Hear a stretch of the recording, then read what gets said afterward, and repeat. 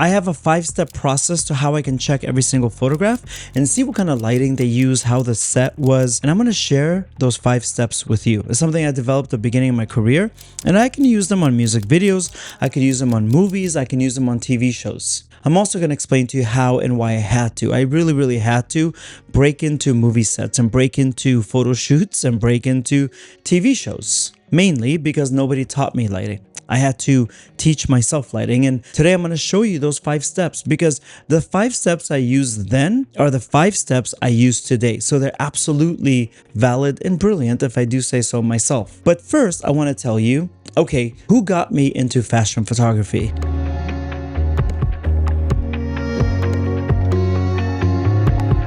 My sister. My sister and her friend Carla. They took a photo class in high school. They loved it. They loved taking pictures, but they loved more than anything else dragging me with them after school on our way home, stopping at these stores, getting a little bag of chips. Funyuns is what they would always get, and they would flip through these magazines that they weren't allowed to buy, like Cosmopolitan. Magazines that were just too expensive to buy. I looked at photographers like Herb Ritts for the first time, being now my favorite photographer of all time.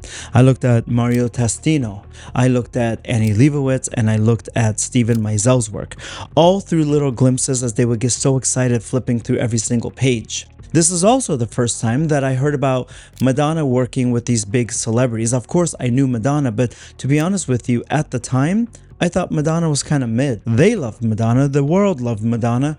I thought she was a little bit mid, but I started to watch and see how she worked so brilliantly with all these different photographers, and she became like this reinvention queen is what they called her. This is the first time that I saw Vanity Fair magazine. Actually, I even heard about it. It's because they were so excited that Madonna was on the cover of Vanity Fair, I believe for the first time or one of the first times. And they said that Steven Meisel was going to do a Marilyn Monroe type of photo shoot, and they had just heard about this on the radio. And so they rushed to the store to see it, and I remember looking at it also, and they were so excited because she looked so beautiful and was so close to Marilyn Monroe. And I got to see their excitement. I got to see them break it down. It's so interesting that some of these beginning seeds later on dictate how you become a creative and what you understand. Now, fast forward a handful of years later, and I decide to pick up a camera. This was after college. And I remember even saying to myself, you know, I think I want to be a professional photographer. And so I did. And that's how I started hearing about these photographers. That's how I started hearing about different lighting styles, and like they would kind of break it down because remember they took a photo class. And now years later, we're sitting in this YouTube video together, flipping through a Vanity Fair magazine. The only difference is I shot the cover of this Vanity Fair magazine. And that to me is like, it's such a crazy full circle moment. And Stephen Klein, Norman Jean Roy, Mario Testino, Annie Leibovitz, Steven Meisel, all photographed for Vanity Fair Italia. And now we can add Walid Azami, me, to that list. I know it seems like a little bit of self-celebration, but we have to do that. It's a tough world out there. We have to do that. And I want you to see, if I could do it, you can do it. I'm the first ever Afghan to photograph major magazine covers like Vanity Fair, Rolling Stone, etc. So I'm gonna go ahead and take my flowers.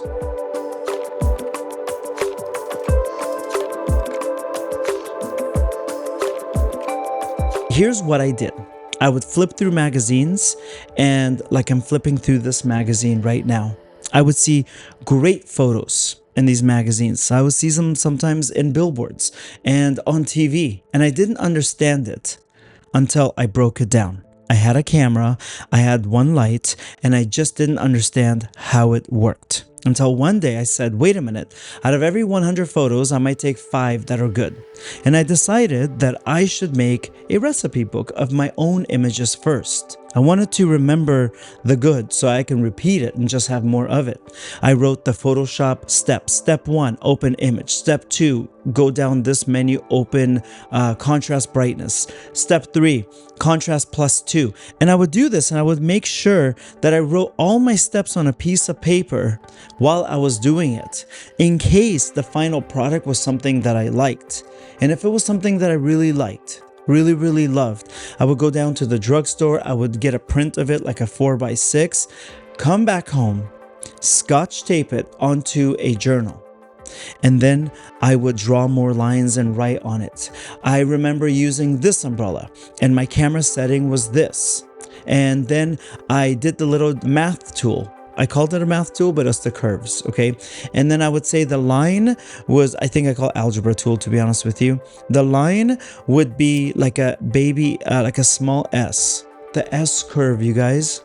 But I would draw this S curve on a piece of paper. And I took the time to break this down so I can do it again and again. In the next 100 photos, I would have 10 successful photos, and then 15, and then 20.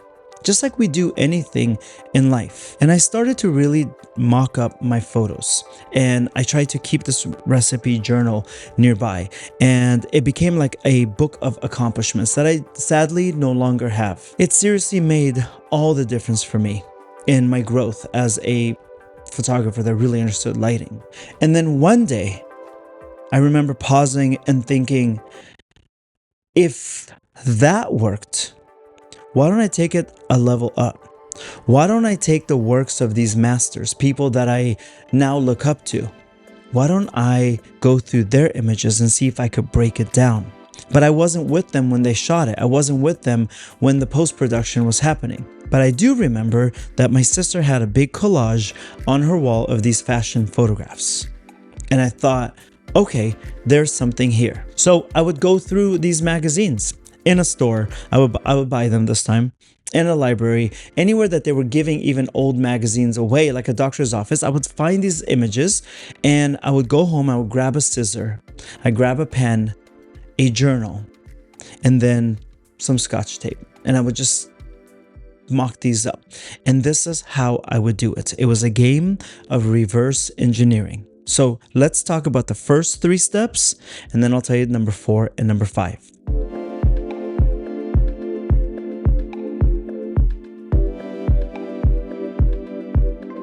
Step number 1, you have to look into the eye. And I know that there's cliche things people say about, oh, looking in someone's eye. But truly, the eye is going to tell you everything that's happening. When you look into the eyes, and I would look in these magazines, I'd grab a magnifying glass because you think you could see it. You have young eyes, but there are things that you're going to miss unless you make it big. And I would see, oh my God, the photographer was kneeling down, not standing up. That's how they got that kind of a look. That's cool. Okay, let me write that down. Wait, is there a second person there? Oh, wait, that light is not on a stand. It's being handheld. It's like a tiny little Pro Photo light before I knew what Pro Photo was. And I would write that down. And then I would see how many other lights were there. Were the lights square? Were they like umbrella shaped? Were they a little tiny bit of a speck? Like what was it? Or was it a massive window behind them? And so the eyes in step 1 really broke down the story. Not everything. And I know there's going to be somebody that's like, well, there's no way you can see everything. And you could put fake catch lights. Yeah, but you can also, I mean, that's a soulless photograph. There's always some kind of a catch light, some kind of a light. And you want to zoom into that and see how they got that. And I would write all of this down. It was in a studio. It was on a rooftop. There was like 5 people in the picture. There were lights on different sides. One looked low, one looked high. And I'd really like examine this photograph with a magnifying glass. Then I would go into step 2. Step 2 were checking the highlights. Now you might see on my face right now a bit of a highlight right here. And this is from what? The window light behind me. And I would say, why is this like a soft gradient? Why is it like not blowing out? Oh, because it's a cloudy day and it's indirect window light. So then I would write that down. But then I have a little bit more highlight here and maybe some here. That's from an artificial light right here. And so I would start to examine those things and try to zoom in and see if you could see the tube right above me. Did the highlights match the eyes? Did step 2 match step 1? So I would see a big softbox. Was the highlight softer? I would see a big, massive umbrella that 10 people can go underneath. Were the highlights really bold and punchy? Because this is how I would cross check. This is how I would do the counter check and make sure that I saw properly in step 1, and this is vital. You can't skip step 2 or 4 or what have you. After step 2, I would go and cross-check and counter-check the shadows. That is step 3. I would check against step 1, everything I saw in the eyes. I would check against the highlights. Now step 3, I'm checking to see what kind of a shadow. Was it a hard shadow? Let's look at this Selena Gomez image. You see right here, there's a hard line. It doesn't go all the way down, but it doesn't come all the way up here either. So that leads me to believe, wait a minute, then if the light is really low, the shadow would disappear. If the light was really high, the shadow would come down lower. You see how, like, if this was a 100-piece puzzle, I'm starting to put many pieces together and see the full picture, no pun intended. Okay, the shadow is about halfway right here, so the light was probably very low. So then I would say, okay, well, why is the shadow not that hard? And there's a tiny bit of like where the line of the light meets the shadow. And I say, okay, then probably, for my best guess, they put some kind of diffusion over that light. And that's what gives a little bit of a softness. And that's probably why her highlights are not that strong.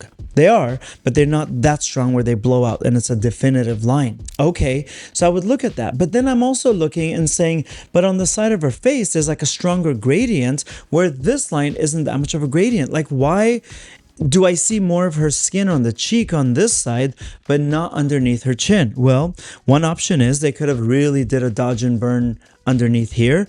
Option 2 is maybe they have a massive reflector on this side, but I don't see that inside of her eyes. Okay, so then if it's a very weak fill light, chances are it's a big V flat and it's a little bit further out so it doesn't show in the reflection. Now, if I want to duplicate the shot, I know which kind of a strobe head, I know which kind of a modifier, I know which kind of a diffusion, I know roughly the angle. I'm going to try to match the highlights. And I know roughly what the shadows are telling me, that the light is around this angle and there's probably a fill a little bit further away. If you think that this is helpful, you have no idea how helpful my Discord community is. My Discord community, pay attention to this one, is 100% complimentary. It is my service back to the community that's given me so much. I told you about how I started and how photography has changed my life. I want to be in there for other photographers, videographers, filmmakers, all different parts of the world, all different genres, all different skill levels. And it's a private community that is 100% free. It comes with a catch. It is 100% invite only. So you just have to click down underneath this video in the description or the very first comment and join the Discord. When you join the Discord, you're going to go to the welcome page. You're going to click the survey. You're going to answer about 7 or 8, maybe 9 questions. And then manually, my producer, Gary, is going to go through and vet everybody. Why we do this, to make sure it's different than any other Discord, is if we're going to offer something free for the community, we want to make sure that everyone is who they say they are. Everyone is actively shooting or filming or editing. That way, you are benefiting from everyone else's expertise. It's linked down below. The Discord is called VBA, and it stands for Visual Business Academy, and it's run by me. Tons of free workshops in there, freebies, templates, etc. Click that right after this video, and I'll send you a little reminder too. Now let's go into number 4. Number 4 is shadows and light again, but this time I'm only checking the angles. It's so important to look at the angles. For example, I told you a little bit on the Selena Gomez image, if the shadow is going just right here, and then it falls off to the side. What does that tell us? Then that means that the light is coming from an opposite side. If the light's coming this way, the shadow is going that way. I can tell basically which angle that shadow is. I could tell you where that light is, but I also discovered something else. I discovered another shadow behind her head. So that tells me, even though I didn't see inside of the eye in step 1, a secondary light, I can see that that light is carving a shadow on the wall behind her, just giving a little bit of a depth. I also don't think that there was a hair light on her. She looks absolutely beautiful, but I'm looking at these different things and I'm looking at, okay, the angle of the highlights. You can tell if step 1 doesn't show you everything that's happening, step 2, 3, and 4 is going to give you the rest of the story. You just have to reverse engineer it. Now do you see how my experience of being, I didn't volunteer to go with him to these stores. I was voluntold, okay? And they're like, we're going to the store and we're gonna look at the new Vogue magazine. I'm like, oh, okay. But imagine if I didn't get that experience, if I didn't see my sister making the wall collages in her part of the bedroom. Imagine if I didn't do a recipe breakdown of my own photography, and imagine if I didn't go and study the greats, their work, and try to reverse engineer, I wouldn't be able to teach you. And if you have questions on that, put them down in the comments. I will respond. What is step number 5? Well, that is just doing your best guess, putting it all together. Step 5 is saying, I got this much data from the eyes. I got this much data from the highlights. I got a little bit more from the shadows, and then the angles filled in the rest of the story. You're never going to be 100%. You're going to be about 85, 90%, but I think that that's so incredibly accurate. Also, why would you want to be 100%? It's gross to follow someone's work and copy someone's work 100%. Those people are gross. You should always add a percentage of your own work to it. Now it's a variation or an interpretation of what you make, and I want to see, the world wants to see what you can make. And what will happen is you're going to start seeing patterns of the most used modifiers, locations, indoor, outdoor, studio. What do you like? Why every single time you see a photo like this? Probably because of something like that. And that's not the only crazy thing that I did to learn lighting. I told you in the beginning I was going to share a little story.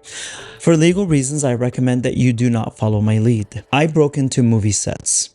I broke into movie sets pretending to be an extra, pretending to be a production assistant. And I'll tell you in a second a little bit more about that. But I want to just really underline that you're going to start seeing more of what you love. And it's going to get you closer to finding your style. You're going to start seeing more of what you don't love. That too is going to get you closer to finding your style. And what you think is ugly, there's a lot of ugly work out there. All right, I want to tell you. So I lived in Anaheim at the time, and I would drive. I would say, today's going to be my big LA day. I'm going to go discover LA. And it's so dorky, but I would go out there and I would drive out there and I would go through magazines that I saw at cafes, and I would stop at every single billboard and try to study it. And every time I saw any type of a shoot, I would pull over and I would pretend that I was a production assistant, okay? And there's a lot of shoots in Los Angeles, and it didn't matter if I was on set as a worker or as actually just another person in Los Angeles. I would always take pictures on set. On the sets especially that I was not hired, I would just walk on set because I wasn't sure how lights worked. And when I was hired as a production assistant, there was other stuff that they made me do that I wasn't interested in, like my actual job. But I would take pictures of my little BlackBerry and I'd say, oh, okay, so that big boxy thing, that's going to make your image softer, and then make your shadows spread out a little bit more and the light and the highlights be a lot less harsh. Then I would literally wait. I would wait for the project to come out. Magazine shoot, music video, TV show. And if I wasn't sure what they were filming or photographing, I'd literally stand on set and say, what is this for again? And they would tell me, because who has the nerves? Who has the nerves to stand on set and act like they belong? But let me tell you something. If it was during lunch, I would grab a seat, grab a lunch, and be seen, because that would mean that not only did I get a free lunch and I was so broke, but that would also mean that people became familiar with my face. And everybody always thought I was someone else's friend. And I'd stand there and I'd say, what? So I remember sneaking into a Microsoft commercial in Irvine, California. And I'm like, I don't see many shoots down here. Let's just stop. And I sat there for like 4 hours talking to people, everything. See, I don't want you to go through my extensive research. That was not a bit much. That was a lot much. You now have Pinterest. You now have Tumblr. You even got like Bing, and you got like just anything, Google. Use Yahoo for all I care. You have images on the streets, which I did also. You have images on billboards and on TV and you know, lyric videos on YouTube. Flip through magazines at your grandma's house. I don't care if they're from the 70s. A beautiful photo is a beautiful photo.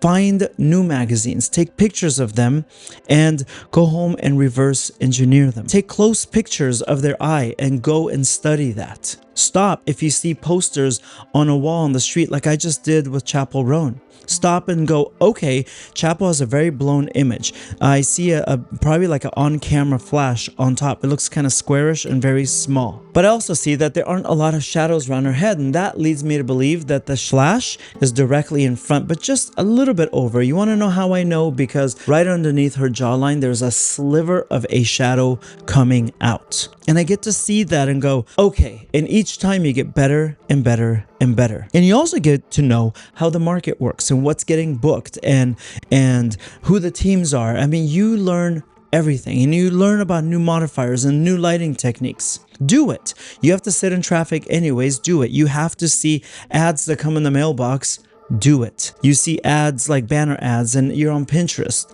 study it. It's worth it. Your future is absolutely worth it. I can show you what to do. I can tell you how I used to break into things, allegedly, and I just need you to do the rest. I can't make you do that. You're going to have to put the time in.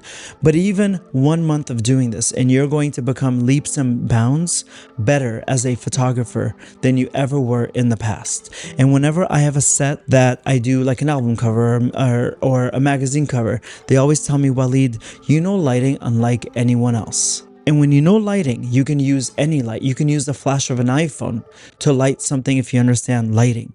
I want you to reverse engineer it and get it. This is how I did it. This is how I broke it down. I hope it helps you in part. I hope it helps you in whole. I hope I get to see you inside of my Discord, my VBA Discord community. And I hope more than anything, you can.